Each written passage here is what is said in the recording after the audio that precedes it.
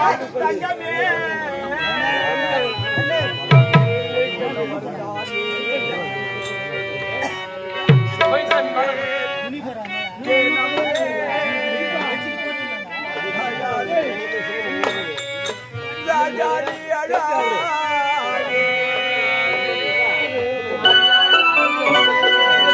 எஜமான் பெற்ற செல்வமே இந்த எஜமானே கண்ணே பசும் பொன்னே அழாதே நீ அழாதே நீ அழாதே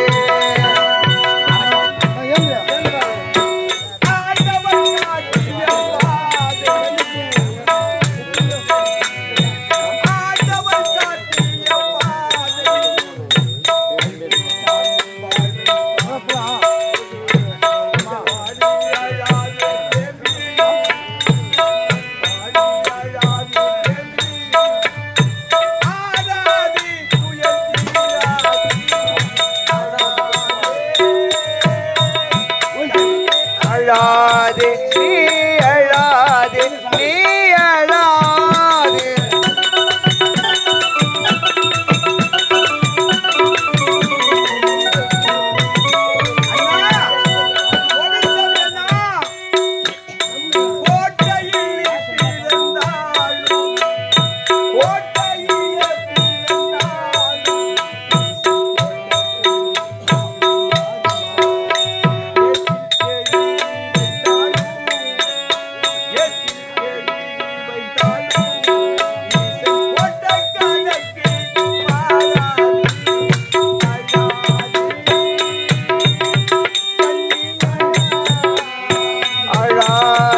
நீ அழாதே எஜமான் பெற்ற செல்வமே சின்ன எஜமானே கண்ணே பசும் பொன்னே அழாதே நீ அழாதே நீ அழாதே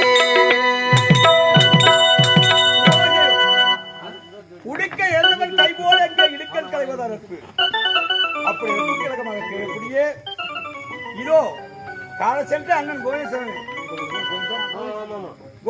ஐயா நம்ம எல்லாம் விட்டு பிரிந்து விட்டார். அவருடைய உடல் பிறந்த அக்கா கோவிந்தம்மாள் அக்கா அவர்களும்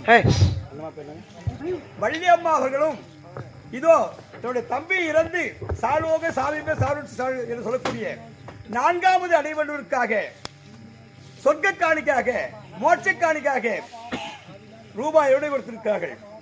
ஆள் போல் தரித்து அறிவு போல் வேரோடி எக்குறையும் இல்லாமல் அந்த ஆண்டோடைய பாத்தில் இழப்பாற வேண்டும் என்று அந்த கோவிந்தசாமி ஐயாவுடைய ஆத்மா மோட்சத்தை அடைய வேண்டும் என்று நாங்கள் அனைவரும் பிரார்த்திக் கொள்கிறோம். ஏண்டா வேண்டிய ஏற்பாடுகள் தயாராகட்டும்.